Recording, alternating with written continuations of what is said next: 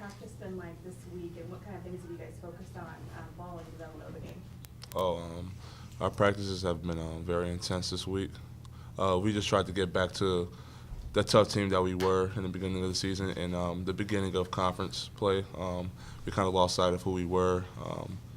Before, we were a team who got a lot of the 50-50 balls, a lot of loose balls, and being the first team to the rebounding match, and just being the tougher team overall. And we just kind of lost sight of that, and I think we gained that back this week in practice. And that's what our practices have been based on this whole week, just gaining back our toughness and confidence. It's probably the million-dollar question. Why do you think you guys lost that toughness? I'm not sure, but, it's a long season. Things happen, but you gotta stay focused. And we kind of lost focus, I guess. And that's what the coaches are there for too, to let us know what they see. And we were heading in the wrong direction. I guess we got kind of comfortable, maybe, and that wasn't the right step we needed to take to do what we want to do this year. So, James, you said last Saturday, a couple of you guys said that you had a good week of practice, and then once you got to the game against Seton Hall, it just didn't really come together. You guys weren't ready in the first, opening 15, 20 minutes. How do you make sure tomorrow, after a great week of practice again, that doesn't happen again? it's just a total mental mindset of who we need to be tomorrow. And don't get me wrong, like those teams like Seton Hall, Providence, those are all great teams that we've seen this year. And just being the first team ready to fight and just ready to be there for a war, we really want to win. We don't like losing, and that's pretty much it. Matt, is it nice to come full circle in a sense that you're playing Providence again, and there was a team that you lost to start this month?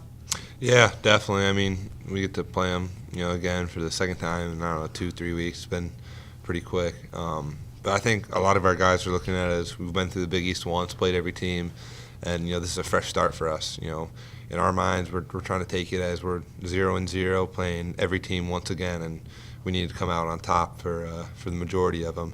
And I think that's what we're going to look forward to do. Having played them before, Bryce Cotton and LaDonte Henton were really tough to keep down. How do you use that experience this time when you face them and be able to keep LaDonte off the glass in particular? Yeah, well, with Bryce Cotton, he's such a great player that we got to contain him. I think we did a fairly well job at the beginning of the game last time, containing him, and then he kind of got hot and we didn't really control him. But yeah, we're going to try to contain him. And then with LaDonte Henton, he punked us. He's a guy that, straight up bullied us and made us look bad. And he's a guy that we've definitely tried to work hard on rebounding. And it can't be just hitting him and trying to go get the ball. It's you got to keep him off the glass because he gave them so many extra possessions and so many other opportunities to extend the lead, and that's really what killed us. You feel like your backs are against the wall. Does it feel like a breaking point for you guys at all right now? I say we feel pressured, but I wouldn't say our back's against the wall. I mean, we understand that, we're going to win games, we're going to lose games, and as a team, we're always sticking together. I may say that, it feels like other people are sort of getting nervous or, feeling a lot of pressure, but for us, it's not like we need to turn the ship around or we need to right the ship. We need to make a couple corrections, change a couple things so that we can be successful, but it's not like we've been, pushed off the course or anything like that. So. How do you guys keep your focus in second halves, especially just knowing that the last game you guys gave it 53 points? You just got to keep your eye on the prize. For us, it's we want to go to the Big East tournament and win it, and we want to win a bunch of games and put ourselves in a great position for the NCAA tournament. And we have 9 games leading up to the Big East tournament in order to do that, and so every game counts, and we have no room for error. Matt, can you talk about this Make-A-Wish initiative that you kind of are heading up and maybe how you're involved? Yeah, the Student Athlete Advisory Committee, we're helping out with Make-A-Wish for a 6-year-old kid named Landon who has spina bifida, and we're looking to raise money. His wish is to go to Walt Disney World and meet a bunch of people there. And from the people who've met him, I'll meet him on Saturday at the game. But for the people who've met, I'd say he's a really, really nice kid and really looking forward to it. And we're trying. I think we've raised over $1,000 now. And on Saturday, we'll have 2 baskets being raffled off with gear donated by each team at Xavier.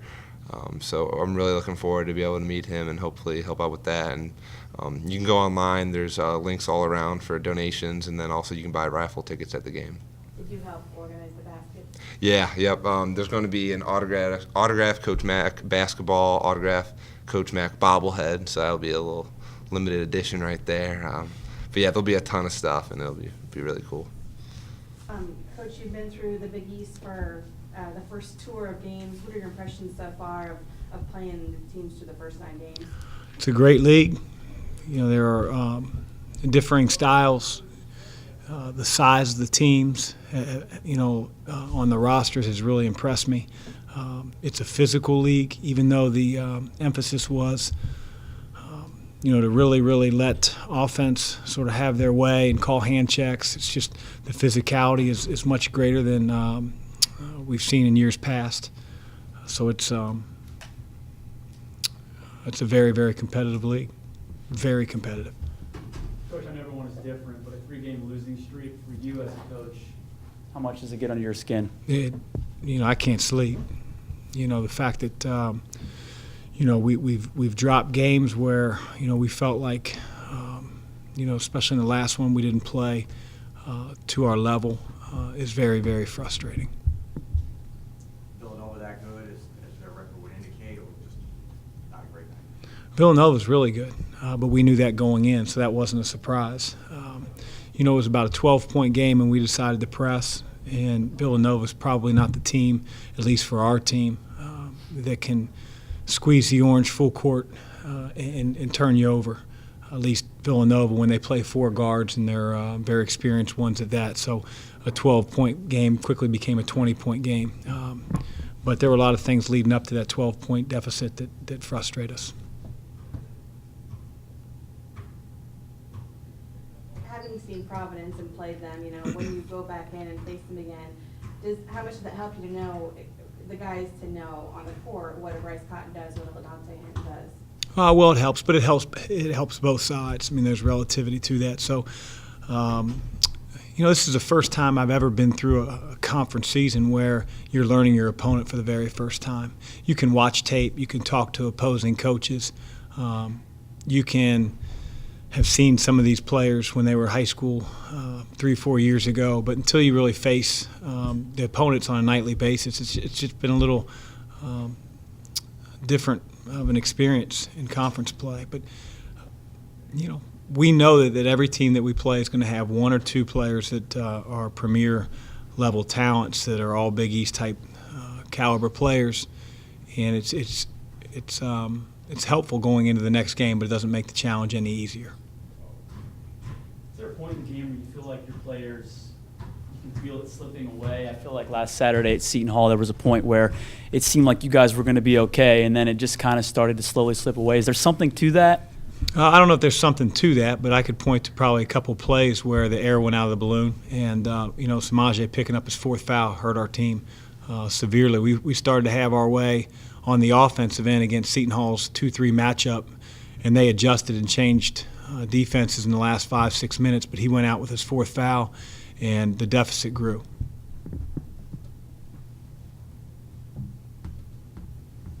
You don't lose at home very often in Seton Hall, obviously. You've got 4 of the next 5 on the road after tomorrow. How much emphasis now on tomorrow, given the future schedule and given that you don't have to sweat? Well, it really doesn't,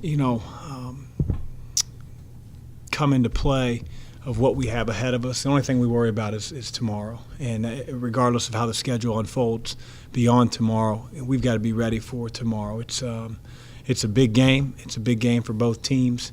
It's one that, we've put a lot of hard work into this week, and we have to make it happen tomorrow at 3 o'clock. Coach, defending with that fouling has been something you guys have been really working on. It's been a problem in the last 2 games. But how key is it tomorrow against a Providence team that's still, leading the country in free throw shooting? Not only do they lead the country in free throw shooting, they also get to the line an awful lot. In the first game, that really hurt us. I think they got to the free throw line 8 times. They shot 8 free throws.